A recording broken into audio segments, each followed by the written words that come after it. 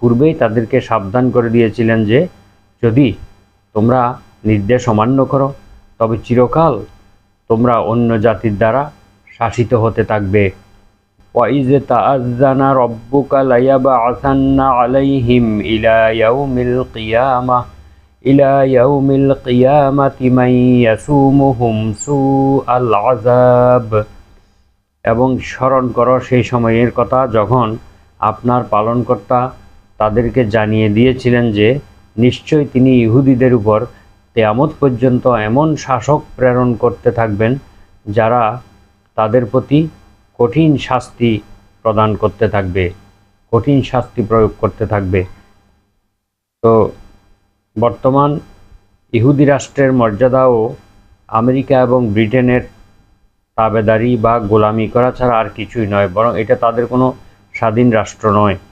তাছাড়া বহু নবী বিভিন্ন সময়ে ইহুদিদের হাতে নিহত হয়েছেন, যা নিতান্ত অন্যায় বলে তারা নিজেরাও উপলব্ধি করত, কিন্তু প্রতিহিংসা এবং হঠকারিতা তাদেরকে অন্ধ করে রেখেছিল।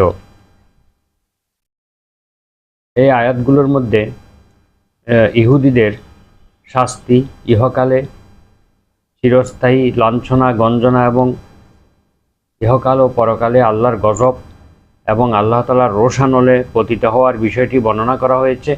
বিশিষ্ট তফসিরকারকগণ সাহাবায়ে কেরাম এবং তাবেঈনদের বিভিন্ন বর্ণনা অনুসারে ওদের স্থায়ী লাঞ্ছনা গঞ্জনার প্রকৃত অর্থ হচ্ছে কোরআনের একটি প্রখ্যাত ভাষ্যকার আল্লামা ইবনে কাসির বলেছেন, ইয়াজালুনা মুস্তাযাল্লিনা মাও ওয়াজাদাহুম ইস্তাযাল্লাহুম ওয়া আহানাহুম ওয়া দারাবা আলাইহিমুস সাগার। অর্থাৎ তারা যত ধন সম্পদের অধিকারী হোক না কেন বিশ্ব সম্প্রদায়ের মাঝে তুচ্ছ এবং নগণ্য বলে বিবেচিত হবে। যার সংস্পর্শে আসবে সেই তাদেরকে অপমানিত করবে এবং তাদেরকে দাসত্বের শৃঙ্খলে আবদ্ধ করবে।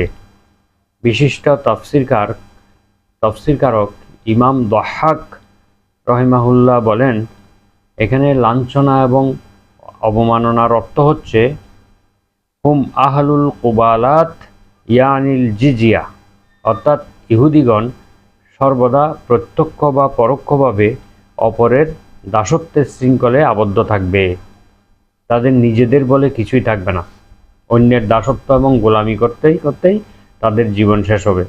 সূরা আল ইমরানের একটি আয়াতে আল্লাহ বলেন, দুরিবাত আলাইহিমুজ যিল্লাতু আইনামা সুকিফু ইল্লা বিহাবলিম মিনাল্লাহি ওয়া